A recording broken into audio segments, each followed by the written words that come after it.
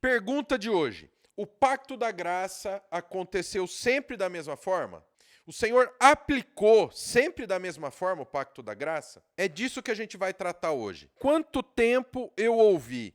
Pastor, a salvação no Novo Testamento é assim, mas e no Antigo Testamento? Como é que era isso, aquilo? Hoje nós vamos começar a conversar de como esse pacto da graça entre Deus e o homem, esse pacto da graça onde Deus mediador, como isso acontecia, tanto no Antigo Testamento e no Novo Testamento, se era aplicado da mesma maneira. É isso que nós vamos ver. Lembrando que tem presente para vocês, tá? Aqui na descrição do vídeo tem um link muito especial para vocês, os 11 passos para uma leitura bíblica descomplicada. O link tá aqui embaixo. Como você vai ter uma leitura bíblica diária perfeita, extraindo o máximo que você pode da palavra de Deus. Detalhe, isso é grátis. Os 11 passos, cada dia você vai receber um passo no seu e-mail. Clica aqui e vamos estudar a Bíblia da forma certa. Vamos estudar a Bíblia com o pastor Raul. Vamos lá, então vamos para a tela do Logos, do nosso software bíblico Logos, de novo. Aqui está. Nós vamos usar para a resposta dessa pergunta, a pergunta ou lição 33 do Catecismo Maior de Westminster, tá bom? O que é o Catecismo Maior de Westminster? É um símbolo de fé. Substitui a Bíblia? Não. Ele sem referência bíblica, sem a base bíblica, porque base bíblica não é você colocar só um versículo que aparenta assinar embaixo do que você está falando. Referência bíblica é você pode até colocar um versículo só que esse versículo tem que estar tratando claramente deste assunto. Ou seja, ele tem que obedecer ao contexto, porque as pessoas pegam uma palavra, tira do contexto e aí você já viu. Nós vamos ter um exemplo hoje de problema de contexto com a base bíblica dessa passagem. Não que a base bíblica aqui do Catecismo Maior esteja errada, mas a interpretação errada das pessoas em um verso que não trata daquele assunto, então eles usam aquele assunto, eles usam aquela passagem, aquela períncope, aquele versículo, para quê? Para tratar de outro assunto que aquele versículo não está falando, tá bom? Então a pergunta, o pacto da graça foi sempre administrado da mesma maneira? O pacto da graça sempre foi administrado da mesma forma? Sempre foi aplicado da mesma forma? Resposta: o pacto da graça não foi sempre administrado da mesma maneira. Que eu vou fazer um excerto. Não, Deus não mudou de ideia. Ah, pastor, o senhor mesmo advoga que Deus não muda de ideia, que Deus não se arrepende. Não, Deus não se arrepende. Quando a Bíblia fala que Deus se arrepende, é uma tristeza, no sentido de entristecer. Que nem eu. Eu fico triste de ver o Samuel quando a gente pede para o Samuel fazer alguma coisa e ele dá uma de malandro e não faz porque ele só traz mal para a vida dele quando ele age dessa maneira, o meu filho. Mas eu entristeço, eu não posso, eu não vou mudar. Entenderam?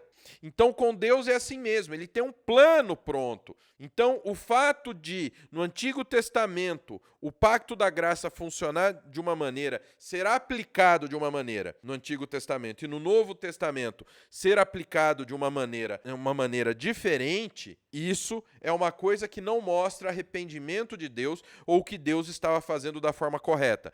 Mas que a forma correta de ser feita era administrar o pacto da graça de duas maneiras diferentes, para construir todo o plano de salvação do Senhor. Então vamos lá, o pacto da graça não foi sempre administrado da mesma maneira, mas as suas administrações no Antigo Testamento eram diferentes das administrações que estavam no Novo Testamento. E agora é a parte que o filho chora e a mãe está longe. Por que eu falo isso? Porque agora nós vamos ver se isso que eu estou dizendo é verdade. Pessoal, os símbolos de fé, catecismos, confissões de fé, credos, são presentes extraordinários que Deus deu para a igreja.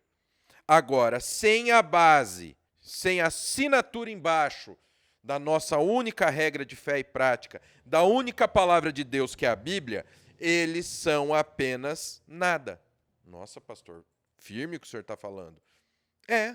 Se não tiver a Bíblia confirmando, é nada mais do que sabedoria humana. E a gente sabe onde a sabedoria humana pode te levar.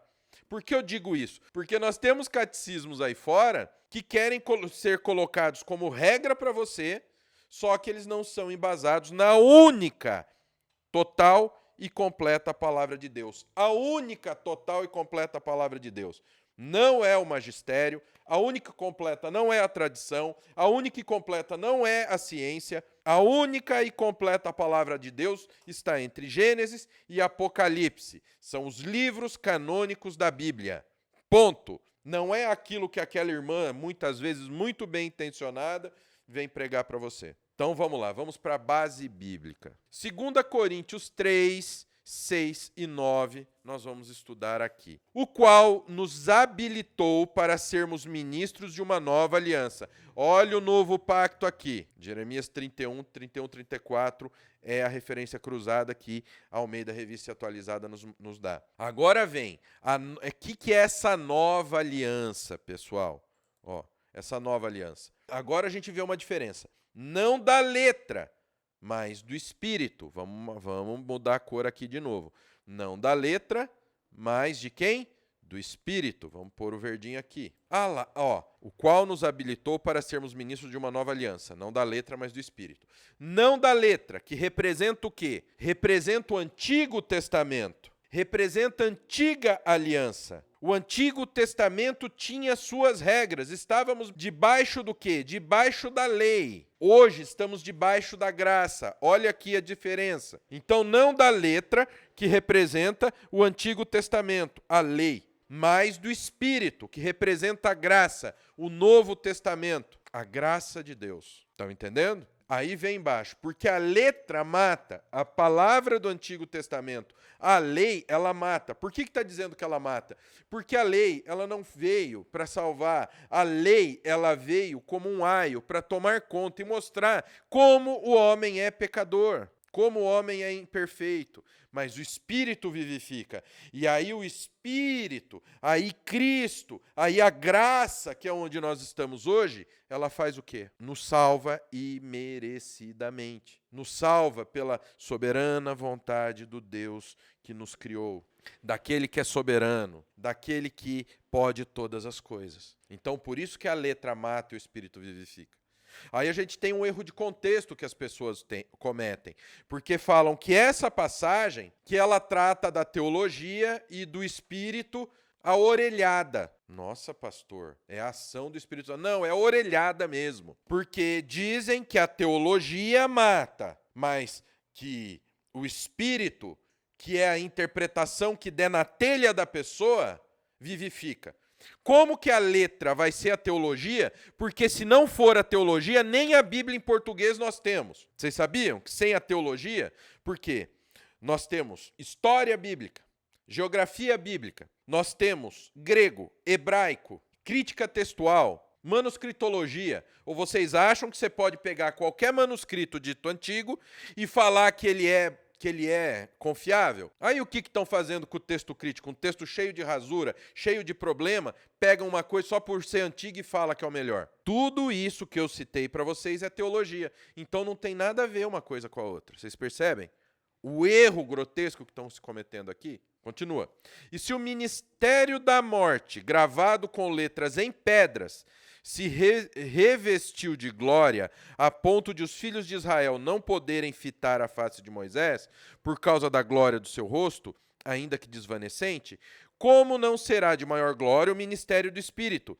Porque se o ministério da condenação foi glória em muito maior proporção, será glorioso o ministério da justiça. Falam que, olha só, se o ministério da morte, gravado com letras em pedra, se revestiu de glória, olha só, letras gravadas em pedra, aí ó, é o escrito, é o estudo, é a ciência. Não! São os 10 mandamentos gravados na rocha. É a lei de Deus gravada nas pedras, que Moisés foi buscar lá no monte. Lembram? É a lei. Não está tratando de teologia. Amém? Ficou claro isso para vocês? Vamos para outra referência bíblica, para ver que existe uma diferença da administração, da aplicação do Pacto da Graça no Novo e no Antigo Testamento. Bom, Hebreus, a gente vai ver aqui, Hebreus 8, 7 a 13.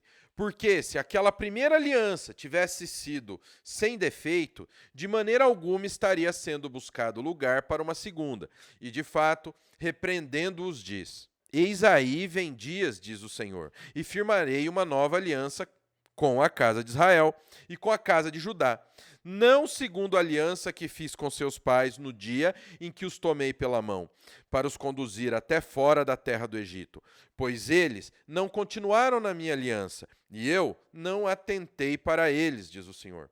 Porque esta é a aliança que firmarei com a casa de Israel, depois daqueles dias, diz o Senhor. Na sua mente imprimirei as minhas leis, também sobre o seu coração as escreverei. E eu serei o seu Deus, e eles serão o meu povo. E não ensinará jamais cada um ao seu próximo, nem cada um ao seu irmão, dizendo: Conhece ao Senhor, porque todos me conhecerão, desde o menor deles até o maior. Pois para com as suas iniquidades usarei de misericórdia, e dos seus pecados jamais me lembrarei. Quando ele diz nova, torna antiquada a primeira. Ora, aquilo que se torna antiquado e envelhecido está prestes a desaparecer, tá bom? Esses são os aspectos da antiga aliança, que é a lei ritual e a lei civil. Não tem mais, foram cumpridas, tá bem?